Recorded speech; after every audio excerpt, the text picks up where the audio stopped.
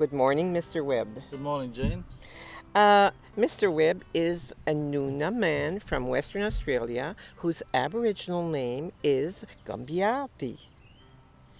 And he's the person who created the indigenous dance group called Warumba in 1995.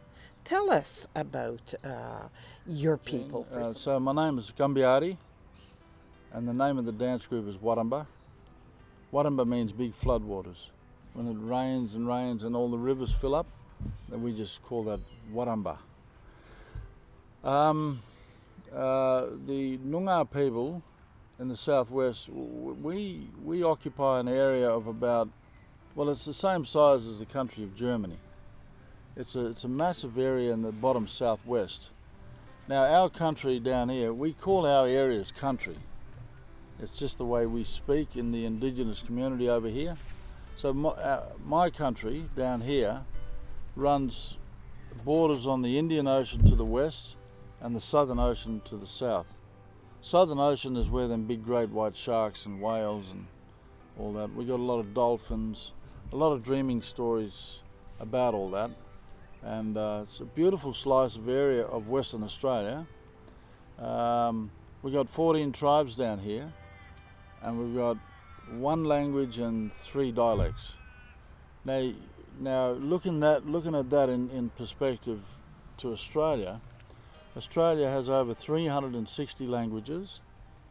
It's got over 800 dialects, and every part of Australia was occupied by one Aboriginal tribe or another. There were no blank spaces in Australia. The creation of the Wundaba dance group is a great intergenerational activity. What do you share with the young people in the group, the young men in the group?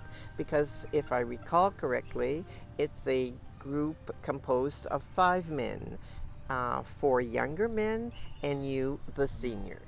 I started the dance group because I was freelancing with other Noongar dance groups down here, and I thought, we need to spread the word a lot more. What if we duplicate ourselves here?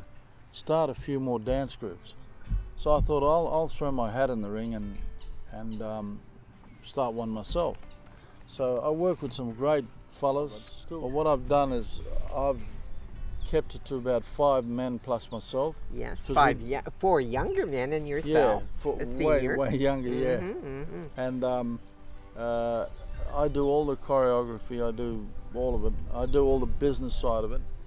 So when I started the group, I had some dances gifted to me by my older sister, who's a big traditional knowledge and dance. She does a lot of that. And my Nulya, my brother-in-law, he gave me a couple of dances, and I was able to grab them and choreograph them and then use the other standard dances. Yeah. I love the way our dances are quite different. Like we've got animal dances that can make people laugh. We got spirit dances, warrior dances, and a few others in between.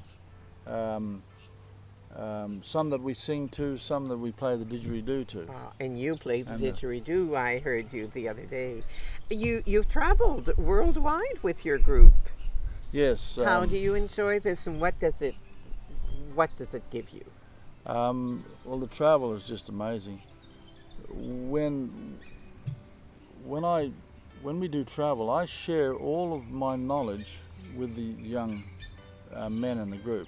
So that's business as well as traditional information and protocols and stuff.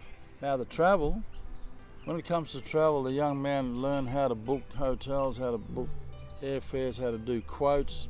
And of course, when we hit another country, like China, we've been there 3 times, Dubai 3 times, Mauritius 5 times, Seychelles, Germany, Italy, I don't know, I've lost count, America that many times. How nice. And we've traveled over 50 times. Wow. And We'll be putting all the information about your dance group on our website. Oh, so good. if people are interested in contacting you, they'll have all the information. yep.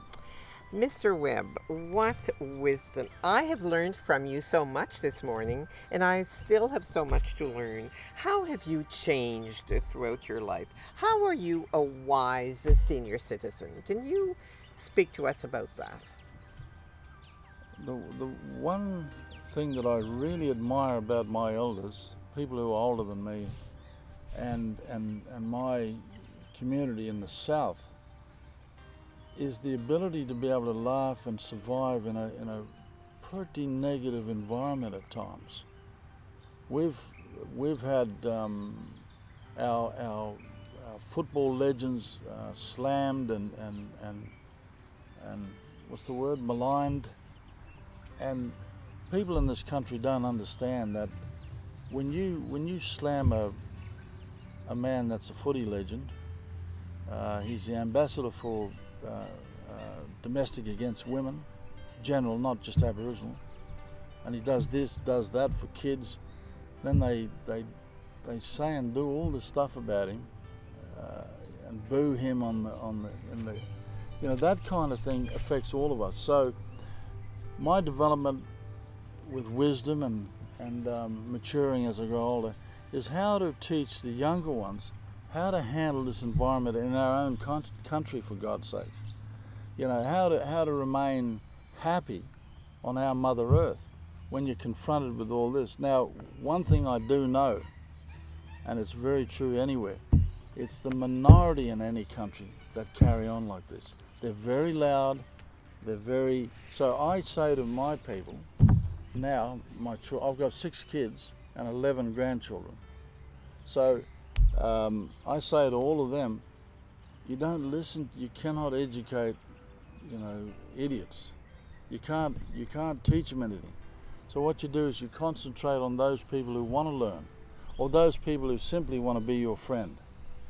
And remember, the extreme, loud, brash, unintelligent bunch, they're always a minority. And that's why they scream and shout so loud. So that's a big thing for us in this country. So wisdom, that was a very, very important question, Jean. It's important for me to set an example, number one. You can preach as much as you want, but if you don't do it, no one's going to listen to you, What a great storyteller you are, telling us about your life, telling us about your people, sharing your wisdom, and I so appreciate it. Thank you so, so much. And who knows, we might see you in Canada one day. Oh, I'd love to visit Canada. Thank you very much, Jean. Thank That you. was wonderful. Thank you. No worries.